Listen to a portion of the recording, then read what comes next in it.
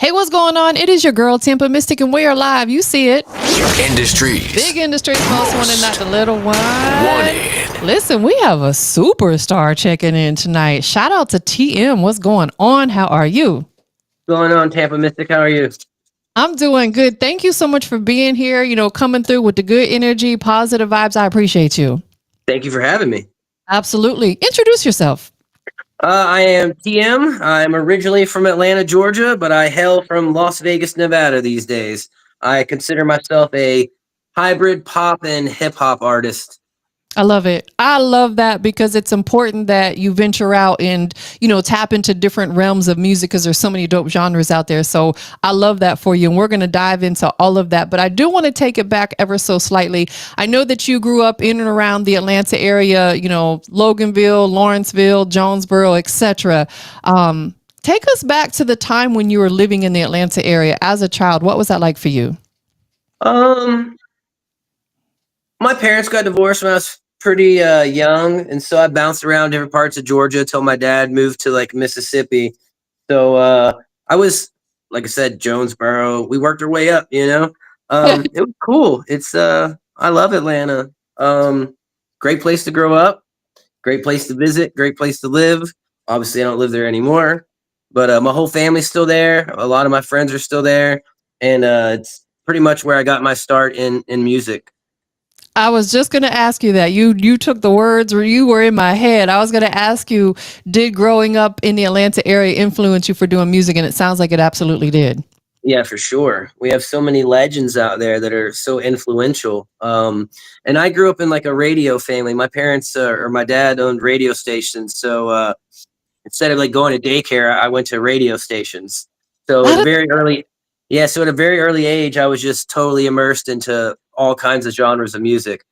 Man, and that is so important. And I ask artists often when we're having these conversations if they're open to other genres because it opens you up to a broader audience. And it sounds like you definitely are. Yeah, I actually started out making like a hybrid of like hip hop and dance music in 2014. So when I came to Vegas like about 20 years ago, I started throwing shows. At first, I was throwing like punk rock and hardcore shows, like metalcore, like young bands or whatever. And then I started diving into the EDM scene, the dance music scene, and I linked up with a couple of DJs, producers out here, and we threw what at the time I think still was the longest running bass party in Vegas that we did at Mandalay Bay for a few years. And so being in that world, when I had been rapping for a while, but never really put stuff out. And so when I started to first make things, those were the guys that I was around most of the time. So even my productions were more EDM based. So my first few releases were like hip hop over dubstep, I guess you would say. Yeah, that's dope. I love it.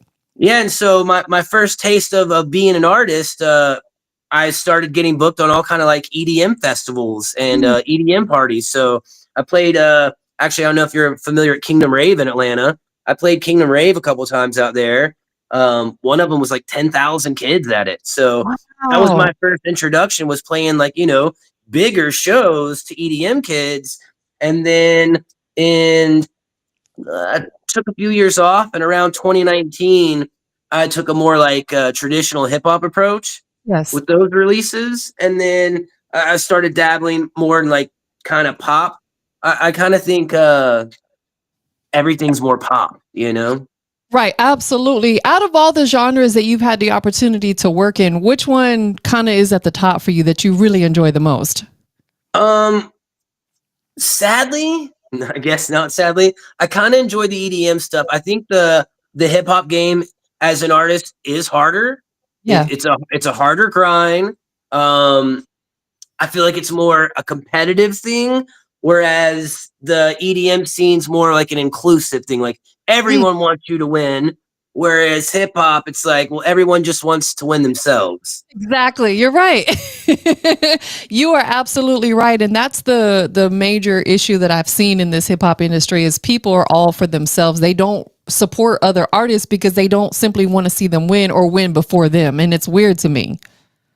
Yeah, and a lot of the hip hop shows out here, I won't speak on any promoters, but it's a lot of pay for play or paying for slots to open up for bigger names. And even like the open mics that happen, you'll have like 50 people show up. They'll stay for their performance and then they're out. And They they don't did. they don't care to support the people after them, and that's not a very like growth family kind of thing. Where like your pop and your EDM shows, people will come for the first DJ and stay for the last DJ, or they'll come for the first artist, stay for the last artist. Absolutely. I know that at a younger age you were throwing punk shows around Georgia. Yeah. How did you get into doing that? I just really liked punk rock growing up. I kind of skated and hung out with stoner kids and things, and seeing the radio station vibes and concerts and things through that. I just started throwing shows at like old VA and at VFW halls and things. The first show I actually ever did was actually in my mom's garage. She let me throw a party and put a bunch of bands on, and we charged kids like $5 and did a show. And then from that is how I got the money to rent the first VFW hall. Sounds like you have a really cool mom. Yeah, she's pretty cool. She's out here in Georgia still? Yeah, she's still out there in Georgia. Do you get back and forth often? I know sometimes it's difficult with work and music and stuff to travel, but do you get out here often? I came out last year once, and I think it's been a couple years before that. I definitely need to come more because that's where mom is. I would like to come several times a year, but Trust me, I understand. I'm from Tampa and I don't get back home nearly as much as I would like to, but it's like once you get caught up in the whirlwind of working and doing stuff, it's difficult sometimes to take that time off to make those moves. And you're not a drive away. You have to jump on a flight and come out here. yeah, 4-hour thing, Yeah, absolutely. What made you decide to move to Vegas? It was actually super random. I had just got out of the military. I had just returned from serving in Iraq. Well, And for your service. thank you. Yeah, I just kind of decided to take a drive, and just kind of think and clear my head. And this is where I ended up. And my dad was living out here at the time, and so I linked up with him for a few days, and then just kind of stayed. And then it's the typical, story. Met a girl, stayed. So Absolutely. Do you participate in outdoor activities? Because I know there's great hiking and stuff out there. yeah, I do actually. I actually am an avid exerciser. I gym 6 days a week. I like to hike Red Rock or Mount Charleston. A lot of people don't know about Mount Charleston when they come to Vegas. We actually have snow here sometimes. We have a mountain that I think its peak elevation is like 14,000. Wow. So it's about 30 to 40 degrees cooler than Vegas. So even in the summer, if it's like 110 here, probably like 80, 76 there. Really nice. That is amazing. I remember a few years back, I had came to Vegas and I visited some friends that moved out there, and we actually drove to Zion National Park. Oh, And beautiful. it was, man, it was breathtaking because I love hiking. I love being outside, but I didn't get the opportunity to hike any of the Vegas areas, but I've seen, the photos and the videos and stuff. So I got to come back out there just to try some of your hikes out there in Vegas. Oh, Definitely. yeah. Valley of Fire is really beautiful. You'd love that. It's a great hike. Absolutely. I did Absolutely. that one during the height of COVID. Good experience for you though, right? No, it was rough because we all had COVID. So we were trying to be away from other people, and we were winded. Oh, absolutely. Did you only get COVID one time? Just once. Thank God, right? Yeah. My son has had it 3 times, and me, knock on wood, I haven't got it at all. I'm like, thank God. Congratulations. Yeah, exactly. I think I'm one of the few out there who hasn't had it. I wanted to dive in a little bit because you had mentioned that your family, your dad owned and does still owned FM radio stations, correct? Yes, ma'am. And actually, he has sucked me into the lifestyle. I've partnered with him on some stations as well. I'm a co-owner of an FM in Lihu, Hawaii. Congratulations. Thank you. And he just recently acquired 6 more in Maui that all started coming online a couple of weeks ago before the new year. That is amazing. What got your dad into becoming an owner of multiple FM stations? He's actually been doing it since he was a young man. The story I was told was he started apprenticing or like a summer job when he was like 15, 16 at a station. I want to say, was it Macon or Griffin? Some, smaller town in Georgia. I can't remember which one. And the guy that owned it was going to sell it. And think some way with his grandparents or whatever, he raised the funds and he bought it at like 17 or 18 years old. Wow. That is dope. Great investment because I feel like that's something that's always going to be there. Even though music has evolved, that terrestrial radio, FM radio is always going to be there. Yeah, it's funny. Every day I hear people saying how, oh, why do you get into radio? It's a dying media. But I'm like, it's really not. If you look at the actual metrics and analytics behind it, most people 12 to 35 still, they're listening to FM radio. I totally agree. Absolutely, 100%. Now, the stations that he owns, are there various genres? Oh, yeah, it's everything. We got talk radio, sports, blues and jazz, country, pop, hip hop, rap, R&B, oldies, old country, everything, you know? I love that. Very, very, very diverse. Something you and I were talking about briefly before we went live that I wanted to touch on, because being that you've been around it for so many years, a lot of these independent artists out here, they get discouraged because they put a song out and in their mind, it's a great record and it should hit the FM airwaves, and it doesn't work like that. Can you just dive in on that a little bit about artists on the independent level trying to go to FM radio? Yeah, I mean, look, I'm an FM radio owner myself, and I'm doing your independent radio right now. So that should speak volumes of there's levels and steps. Like, I don't think artists realize to break a song on FM radio, you need probably $250,000. And that's not saying you're going to have a hit song. That's just saying you're going to get your song on several stations playing in rotation. It doesn't mean they're going to get liked and picked up by other stations because, you know, as me and you know, it's the response is what's going to get it picked up. And if it doesn't respond right, you might just be wasting a bunch of money. Absolutely. So you got to work within your budget until you build yourself up. So I'm a huge fan of mix shows, internet radio, satellite radio. Satellite radio is a great one to start too. Like, say you got a little better budget, hit XM satellite radio, Shade 45, the Hip Hop Nation station, any of those. And then build yourself, because as that audience comes around, the show opportunities, the collab opportunities, the merchandise opportunities should start to come in to where, okay, now we can start working our way to FM. Or unless you have an investor or you're a rich kid to begin with, then yeah, sure, go for FM off the rip.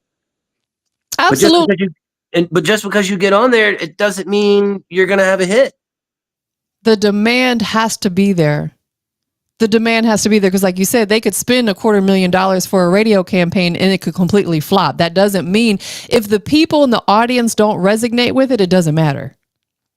So those starting points of like the internet stations, like you said, and maybe Sirius XM are your great starting points to test out records or going to some of these showcases and supporting the other artists. But those are great to test out new music to see if people are actually resonating with it, because you're in front of an audience of people that you don't know necessarily. Yeah, and as you get that response and as you start gaining fans, like, you know, if you got some stuff, like even any show you could be on, mix show, internet show, XM show, as you start getting that exposure and new fans, you're going to see the increase in all your analytics, and then you can slowly grow to that next point. Absolutely. Absolutely. You're correct. So thank you for touching on that, because I sometimes try to talk to these artists about it and I think it goes in one ear at the other. So sometimes it's good to hear it from other people as well, so they know that I'm not just blowing smoke, because I own 2 internet-based stations and artists will hit me up and, I'll tell them, what it takes to get in rotation, and they'll be like, is this FM radio? I'm like, bro, if it was FM, do you know how much it would cost? Like, they don't understand that. Yeah. Tell us about Loose Cannon Records.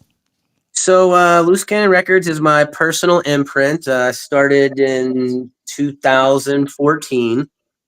Excuse me. I actually, crazy enough, I thought of the idea when I was like 14 years old, when I started throwing the punk shows in Georgia.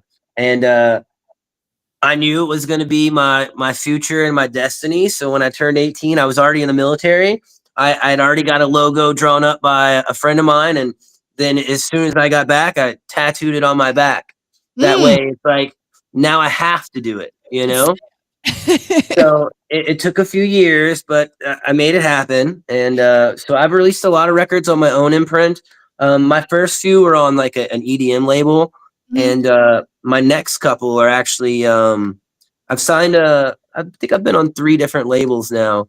My next couple of releases are going to be on J Spin's Wild Dogs Entertainment out of New York. Amazing. Congratulations on everything Thank too. you.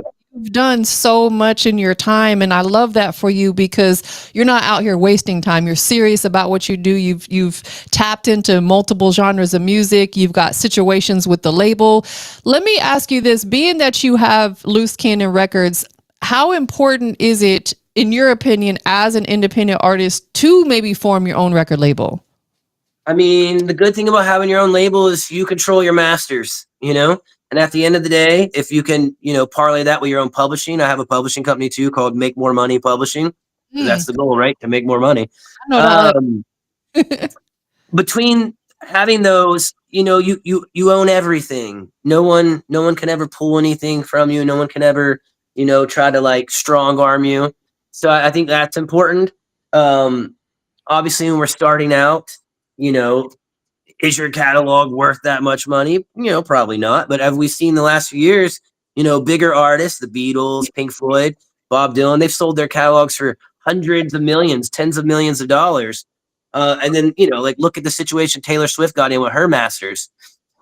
Although Right. she was smart, I think any artists that are listening, she was smart. She just went and re-recorded every single song, new Absolutely. masters. You absolutely. So those are the key benefits, like you said, just owning your masters, because a lot of artists sign their life away basically to some of these deals, and they don't read, or they don't get an an entertainment attorney to read through the contract and not understanding what they're doing. And then they go out online screaming, I got a bad deal. No, you just didn't read the contract. Yeah, and let's be honest, all those deals are bad deals. They're Right. loans. They're loans. They're high interest loans. Yes. So 100%. I Not I for me. honestly think being an independent artist is almost better than being signed to a major because you have your creative control and you're not under some pressure to pay back this crazy loan. Absolutely. Do you look to sign other artists to your label? I have released a few other artists. Couple like the guys that have been featured me, I've released some of their things. I'd be down to do other artists as well, originally I was doing like EDM stuff, like I said, and I was releasing EDM things, but I would be down to release any kind of genre of any artist. Love it. Any artist that's out there who maybe hears this, sees this, and they're like, that's a great idea. What tip or piece of advice could you offer them to start out? Like, what steps do they got to take to create and start their own label?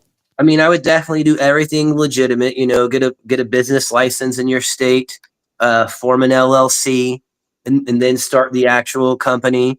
You could sign your distribution through one of, the what we call them, like the all-in kind of brands like DistroKid, Symphonic. You could go that route.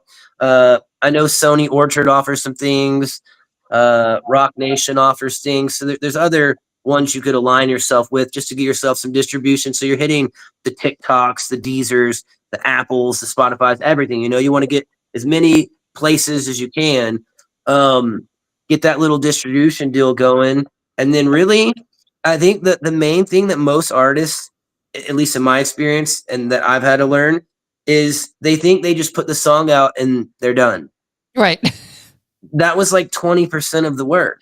Exactly. Now it's time to really work. If you're not spending 2, 3, 4, 5 times whatever it costs you to record that song to promote the song, there's no point in even putting the song out, to be honest. If you're not spending money to be on shows, to be on interviews, to have DJs pick up your song, playlists, satellite radio, whatever. If you're not here marketing it, running ads, there's really no point in dropping art. Because That like I impacts. think it's like something like 120,000 songs come out every single day. So Right. what's Right. gonna make your song stand out when we got Rihanna's and Beyonce's and Stoney's out here just dropping millions in promo? You are absolutely right. It's like hustling backwards. If you create a song and put it out there and do nothing with it, it doesn't even matter because it gets lost in the mix so quickly that, because like you said, there's hundreds of thousands of songs, especially now with having places like DistroKid and TuneCore. Everybody wants to be an artist. Everybody wants to put their music out there. And it's like, it's a bittersweet, because those platforms are allowing artists who don't have quality music. And when I say quality, I mean like the mix and master is not good. They're still allowing them to distribute it and put it out there. So it's really watered it down. Well, yeah, because they're in it for profit. You want to distribute a song? Sure, will you distribute a song? Why not? But I feel like it is totally hustling backwards. Like before you even hit the studio to record this song that you've written, you should already be starting a game plan before you even went in there to record it. Yes, absolutely. Don't record the material. You're right. And that's something that I've been asking a lot of artists now that we just came into the new year. I'll ask them, what does their rollout strategy look like for the year? And some of them are like, oh, I don't know. That's something they should have been planning for 2 months ago. Mm-hmm. And I'm going to ask you the same question for 2025. Do you have like a rollout strategy of like how often you want to release new music? I do actually. Like I said, I do a lot of work with Jay Spins. He's a syndicated DJ on tons of stations, part of Fleet DJs. I got introduced to him about 5 years ago, and he's helped me break a lot of records on the radio. Between stuff I did myself and or working with him, I've managed to chart on iTunes in like 9 countries. We've charted a record #2 on Amazon for hip hop. I've charted on Beatport. I've charted on global radio. So my first few releases of this year are going to be on his imprint, Wild Dogs Entertainment. And so my game plan is I have one that's going to drop probably middle of first quarter. And I'm going to be doing tons of shows like yours. I'm going to be doing interviews, podcasts. I'm going to be on mix shows. I'm going to have my song played on independent radio, internet radio. I think I'm probably going to hit XM this time around as well. Yep. And then the last part of first quarter, I actually have a collaboration coming out with top 3 on everyone's list in the game. Top 3 living rappers. I got a collab coming out with one of them. I'm not gonna say who it is yet. People are gonna have to wait. But I think this one's gonna be the one that's gonna be the FM song and give me that Billboard plaque. Man, manifest it. Manifest that. I love that for you. And again, congratulations. Like, you've got so many amazing accolades. You should absolutely feel proud of yourself. I'm proud of you for all the things that you've done. Thank you. Absolutely. You're welcome. Like you said, you charted on Amazon and you've charted on different platforms. How did that feel that all these hard work that you're putting in and your investment is really showing and it's paying off? It was dope, but I can't even say it's just my hard work. Again, like I have my little team. I got Jay. I got my production partner, engineer, and I got a couple friends that help me push stuff when I put it out. So it's definitely a team effort, not a me effort. Yes. So I don't think I would accomplish any of it if it was by myself. And that's another thing I like to tell other artists is you can't do this all. Like some people want to be the producer, engineer, writer, recorder, videographer. You need a team. This is teamwork. Every artist you see online, all these famous rappers, they have a whole team. They have a whole record company behind them doing this. So the accomplishments, they were great. It made me super happy. I'm super stoked when it happened. It's actually crazy. 120,000 songs come out in a day, and we had a song #2. #1 was Megan Thee Stallion. So to be in the company of those kind of artists, that's cool, especially being just, to be honest, an unknown independent artist still. So the teamwork definitely makes the dream work.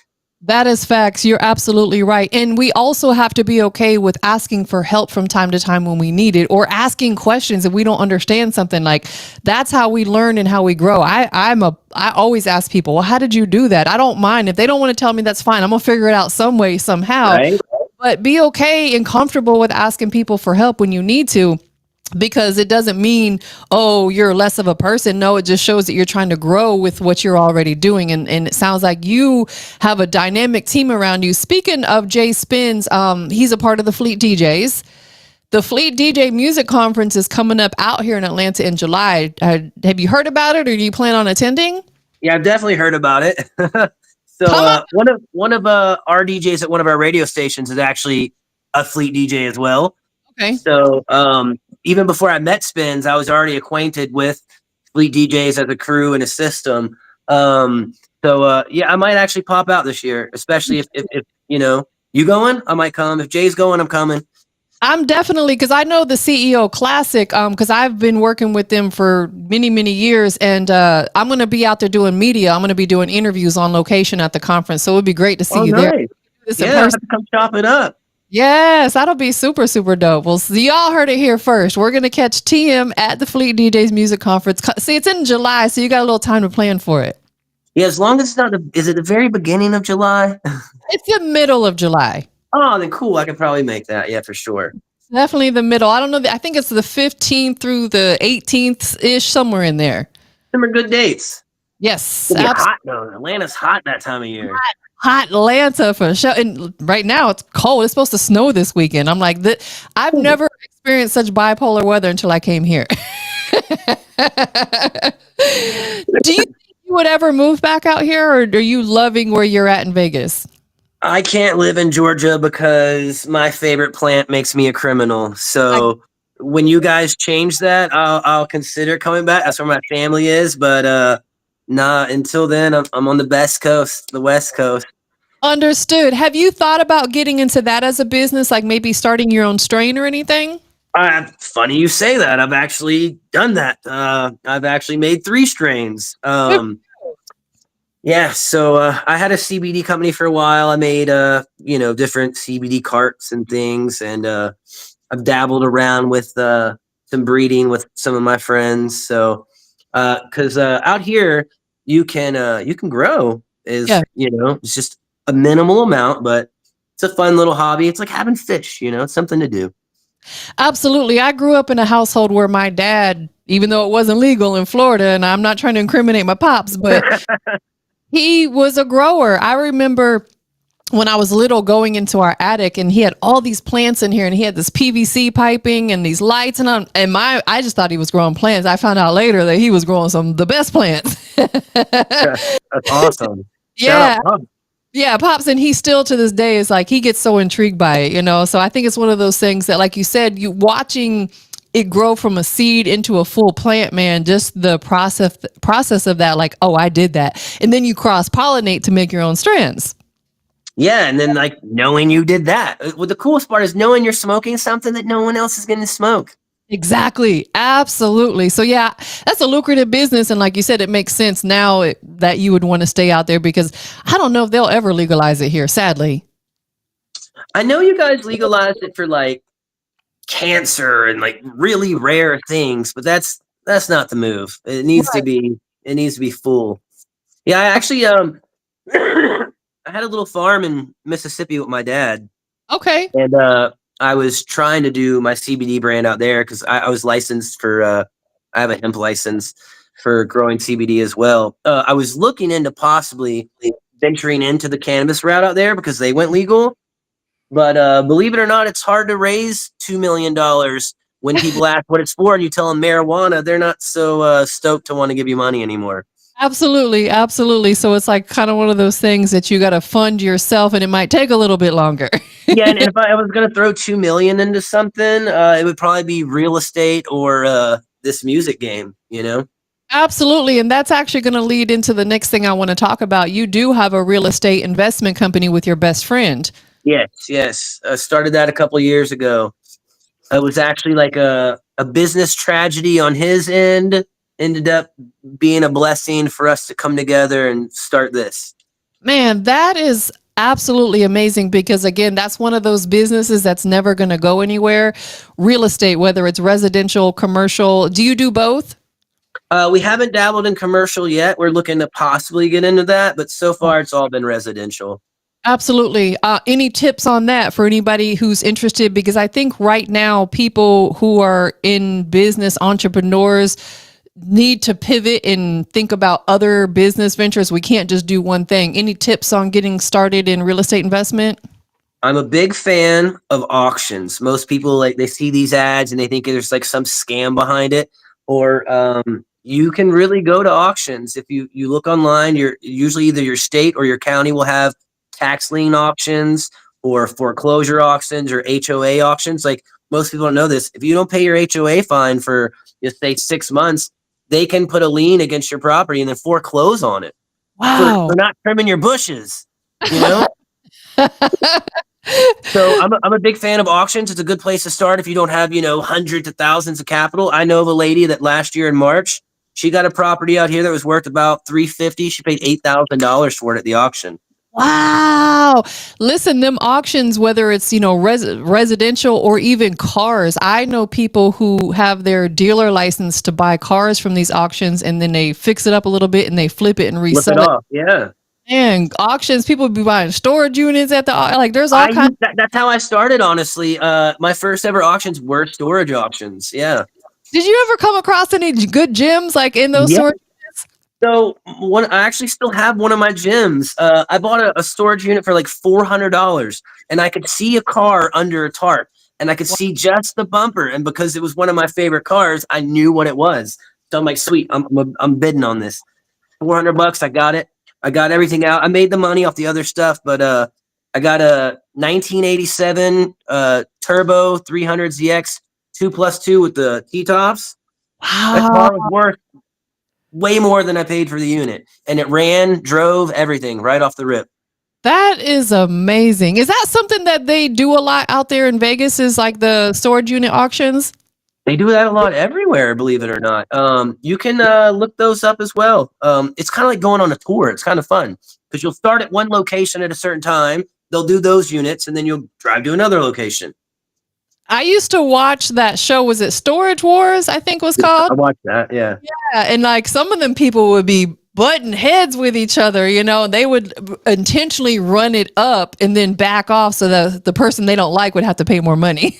Yeah, I feel like those shows are very, animated and kind of, They fluff them a lot. yeah, they fluff it a lot. I question some of those shows, but they're still fun. Those kind of things are what piqued my interest in it to begin with. Absolutely. Shout out to Jay Anthony checking in. He said, hey to both of us. He's a big supporter of Industry's Most Wanted. And he also said, congratulations to you on everything that you've been doing. Thank you, sir. I appreciate it. Yeah, absolutely. You have a situation with Bentley spaceships. Tell us about it. Bentley spaceships, I think I put out maybe like 3 years ago. Maybe more. Not the greatest with memory. It's with Riff Raff. With Riff Raff, okay. I believe we charted that on iTunes in several countries, and on Amazon. That kind of came about organically. My production partner, who's also my engineer and my mastering guy, is named B Genius. He's like my day one homie out here in Vegas. I used to help book his EDM group all across, the South or whatever. And so when I first started making music, he's who I went to. And he actually did production and engineering, mixing and mastering on, like, I want to say it was the Tangerine Tiger or the Peach Panther, one of those fruity colored animals. He did a lot of work on that album. And so him and Riff became really close. And actually, when they were on Warped Tour together. And so that's when they first met. And then that's how they ended up working together. It was from meeting each other on Warped Tour. And so they worked together, and he was like, yo, do you remember my friend from Warped Tour? Yada, yada. And he played him some of my music. And that's kind of how that went down. He was up there recording some stuff, and he had like, some verses open or whatever.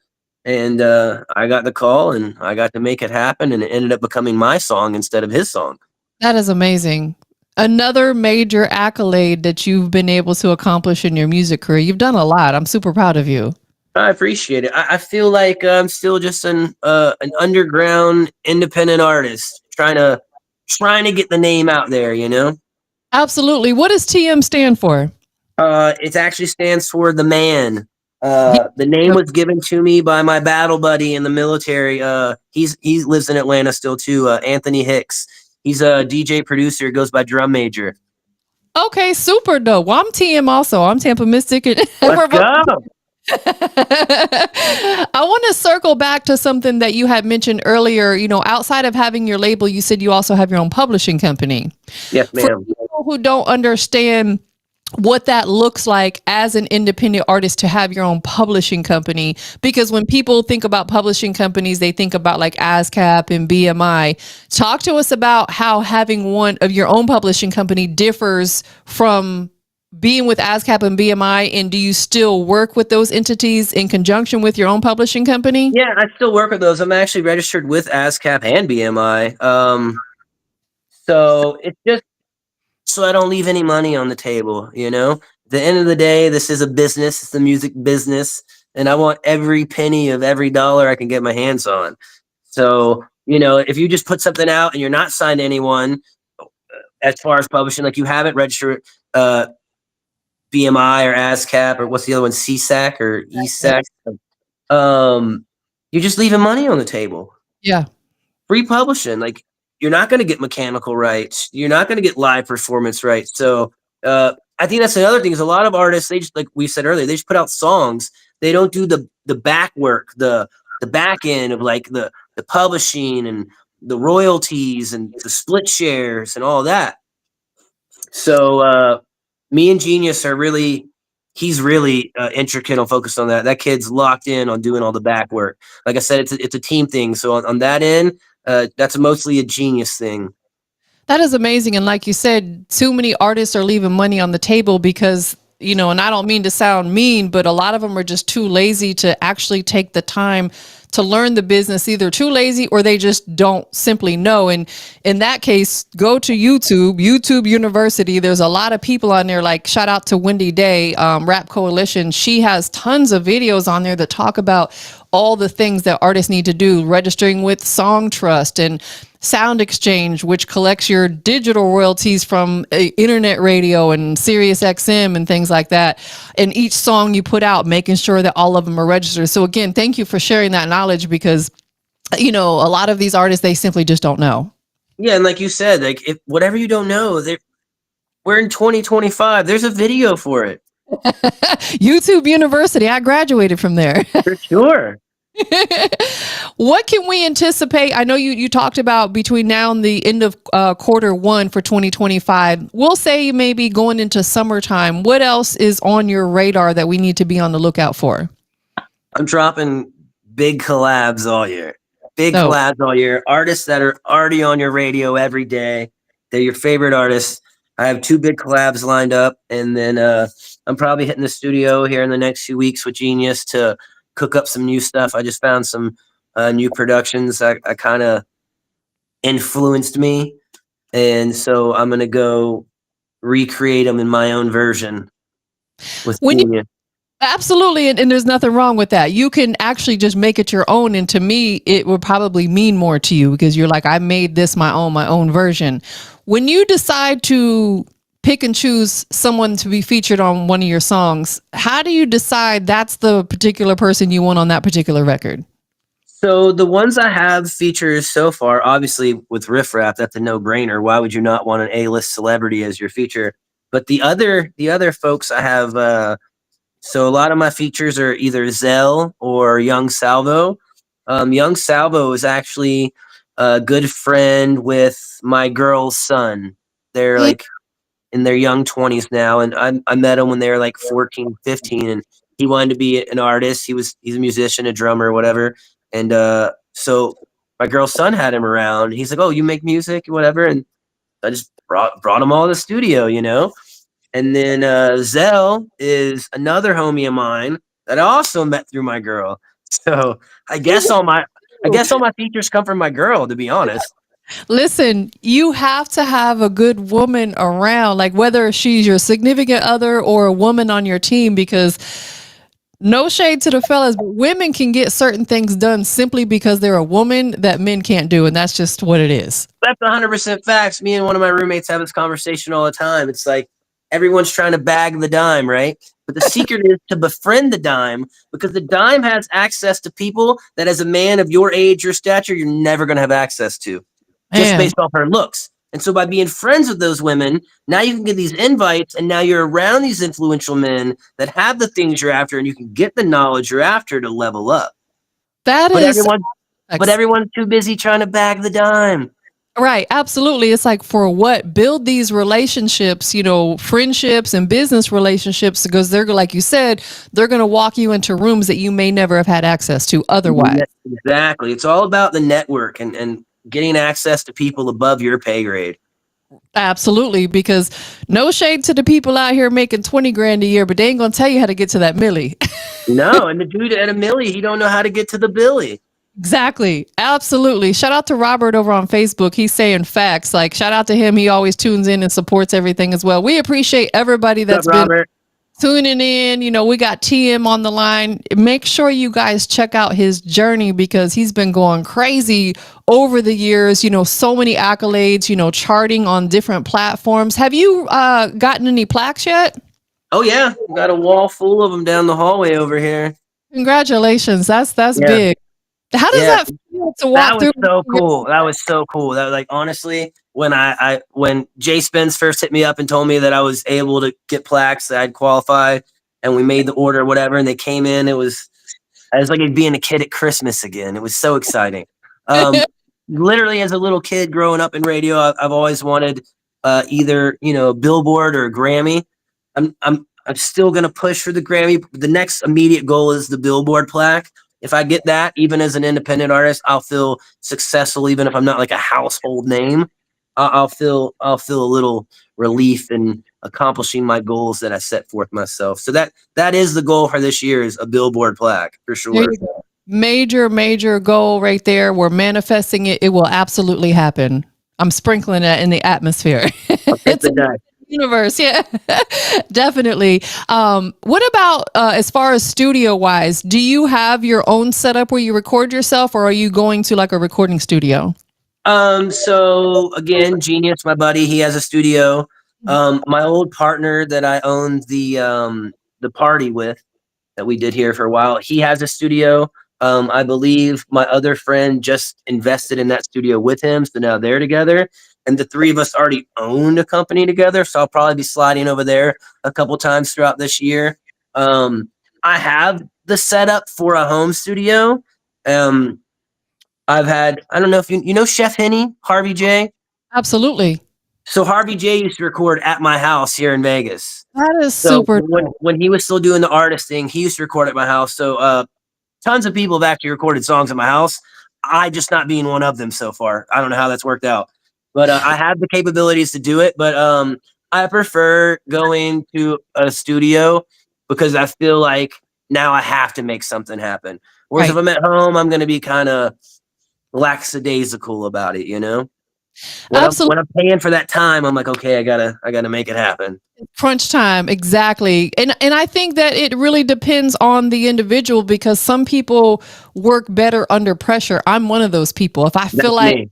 I'm under pressure, I do my best work like that versus like you said, you get lackadaisy and you're just like, oh, I get it done tomorrow, the next day or whatever. It's like, I work better under pressure. You've got somebody checking in over on YouTube. Demetrius said, proud of you, my brother. So shout out to Demetrius checking in.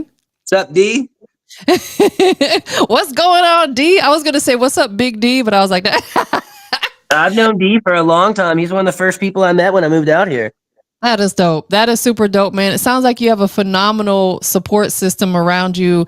And again, going back to what you said earlier, we can't do this by ourselves. We have to have a team around us. For sure. Teamwork makes the dream work. 100%. One more thing I want to talk to you about, and then we're going to check out your record, your actual creative process. Are you a writer, as in you put pen to paper, or you're typing it on your phone, or do you just go in the studio and come up with music on a whim? How does that look for you? No one ever believes this, but I'm pretty sure Genius has posted videos on YouTube. But I take the Lil Wayne approach. I don't write anything before coming. I don't even listen to productions. I've bought beats with never even listening to them. Wow.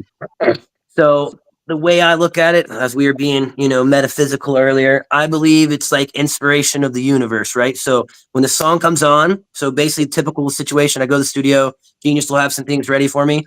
We'll play about 30 seconds of something. If a hook doesn't instantly come to my head, next.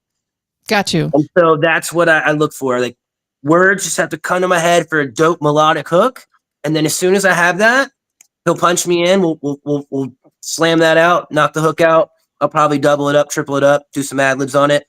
and then I just freestyle verses. And I'm not saying everything's one take. It has happened. Yeah. It's not every time. So it's, to me, it's like a building of a puzzle. I'll run the verse. I'll freestyle how I think I want it to go. Then we'll play it back. Then I write down everything that was said. And Got then I you. look over it and I'm like, okay, I don't like this. I don't like that. I like this. I like this. I'll cut out some bars and then we'll just do it again. And I'll just keep building it until it's a legitimate verse of 16 bars of stuff I liked. Yeah. Do you draw your inspiration of what you are putting down in the studio just from stuff you've experienced in life, or maybe some of your friends or family's been through? Like, where are you actually drawing the inspiration from? I think it's all of that, but mostly the track itself. I feel like the actual instrumentation of the music is what sets the mood, sets a tone, and what brings the words to the brain, you know? Yeah, So I like absolutely. to say that it was universally written music because I don't really think I wrote it. I think the universe helped me write it. I love that. That is really, really dope. Who, I know you've mentioned Genius a few times. That's a producer slash audio engineer that you work with often. Any other producers you're currently working with? I'm all about the loyalty, so I've literally just stuck with him, you know. If Understand. we're not making it together, then what's the point of making it? Understood. Listen, I'm Now I'm, about. I'm open though. Now, if Yeah. producers want to send me beats, I'm down. But like I just said, I'm not going to listen to it until I'm in a studio. So I've had people send me beats like, "Oh, have you listened? Have you listened?" No, I haven't. I'll listen to it when I get in the studio. And then you got about 30 seconds to get my brain to think of something. Then it's on to the next one. Definitely. But What I'm is down. Send me productions all day. I want eclectic stuff. Like lately, I think I put a song out like 2 years ago called Bad Taste. It had a very goth boy click, Little Peep kind of vibe. The track itself. I'd like to do more tracks like that. Genius made that one, obviously. But if anyone's making that kind of stuff, I'm feeling that kind of vibe. It was very interesting and different from my normal. I wouldn't mind doing something like that again. But yeah, mostly just Genius all day, every day. and he also engineers your records as well? Yes, Like, ma'am. Mixes, masters, does all the vocal engineering. is that Uh, something I, you ever want to learn to do, is mix and master, or you want to leave that to Genius? I actually have a degree in music production. So Not do. yeah, I got a degree from CSN for music production. So I don't have the patience. Like I Understood. have the knowledge, but the sitting there and the tinkering, like the repeating of things, bothers me, and Tedious. I can't do it. I think it takes a special person to be. I think the man's insane that you can listen to the same thing over and over and over, and it doesn't bother you. Yeah, I agree. I agree. I wouldn't be able to do it either. The ones who do, bless their heart, because like you said, it's very tedious. I couldn't yeah, I do don't know how they do it. it. Absolutely. Well, we do have one of your records here that we are going to check out tonight. It's called Lil Turnup. Tell us about it. You said, I know how your record creation comes together. You just talked about that, but this record in particular, any particular inspiration behind it? So I was coming into a session. I had the kids with me, and there was an artist who was on his way out. And originally we were going to try to collab on it. And the kids and him were talking, and Genius was playing me the song. And so I'm trying to think of, a little, let that chorus come to my head. And I heard someone say something to someone. I'm like, yo, what did you just say to him? And he's like, I said, I'm about to go turn myself up a little. I think he meant he was going to get high, right? But I'm like, whoa, what? Hold on. I like that. And so I'm trying to sing it to the melody. I'm like, turning myself up just a little. I'm like, okay, this could work. And so basically, I just bit conversation in the room and wrote a song around it.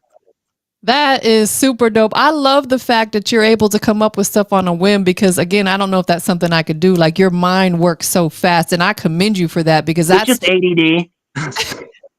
I was gonna say it's a skill set, but it's probably part skill set, part ADD. Slash mental illness. It's one of those, yeah. Would you say music is therapeutic for you? Like, is it a form of therapy? 100%.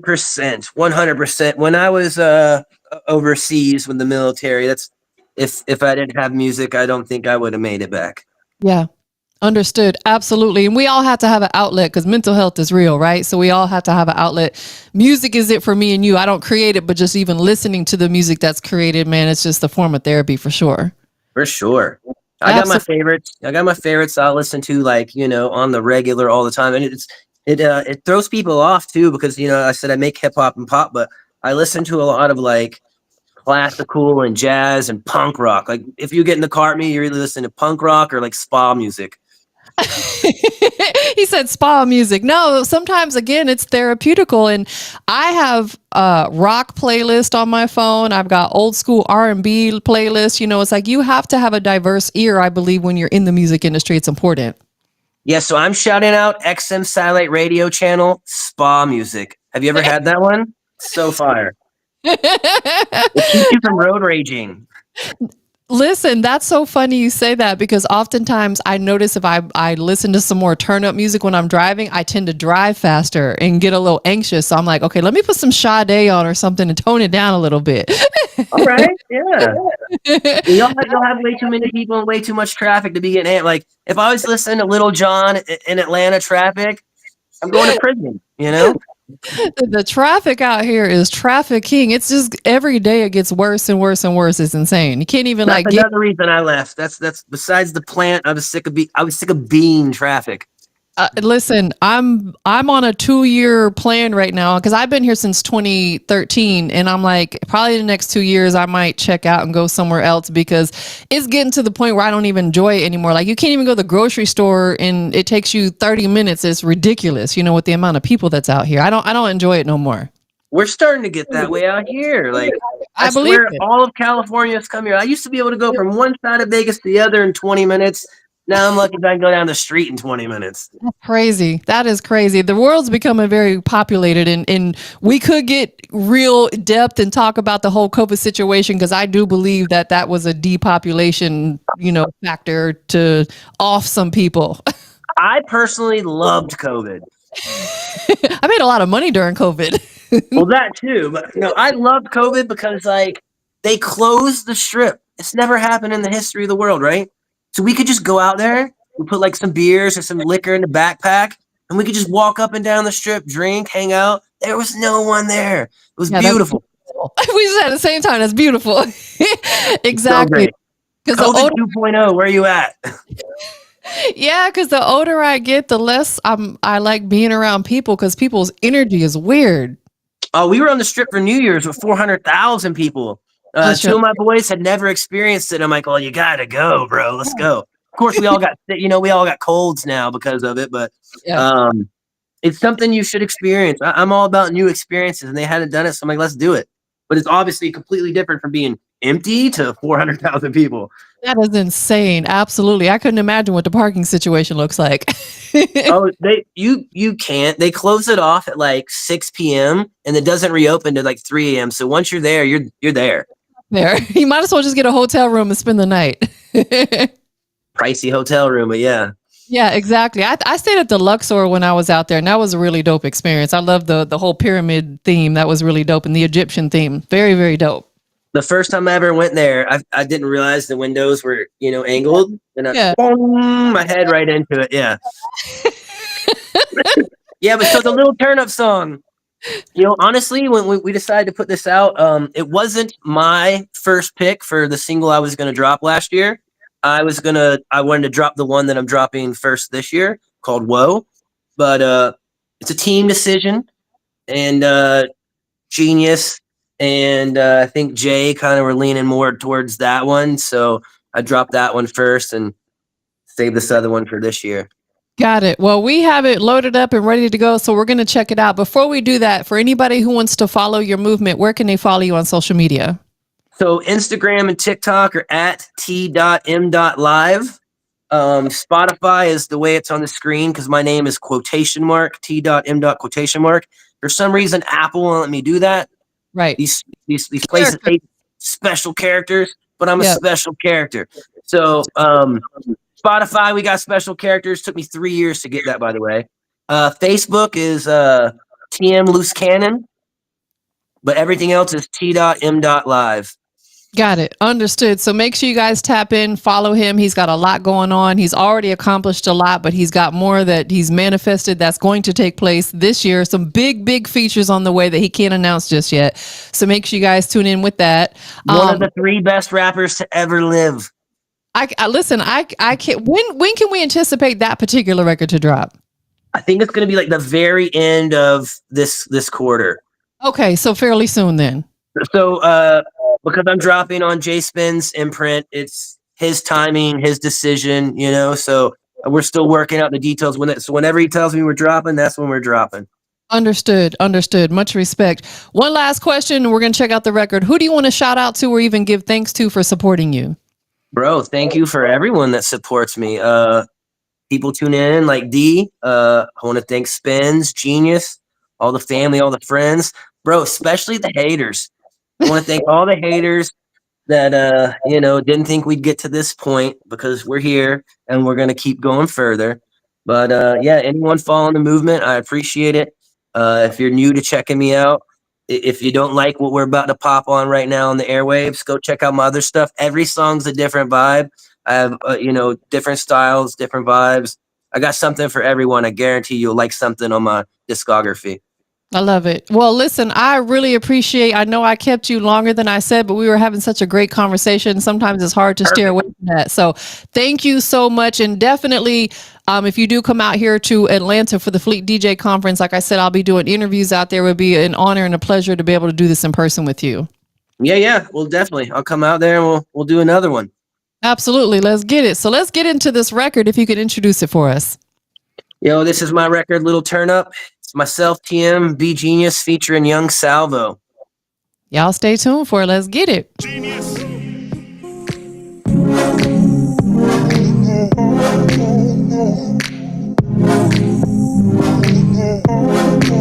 I dropped my vape so long ago.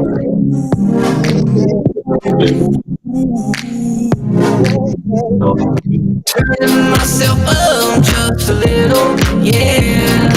Girl, we just need to meet in the middle. Turning myself up just a little, yeah. Girl, we just gotta meet in the middle. It's too right. Pull it up and look right. Girl, to see him all night. Shining out so bright, yeah. She sees me in the crowd. You know I'm shining loud. I keep a thing on me. Baby, straight OG, yeah.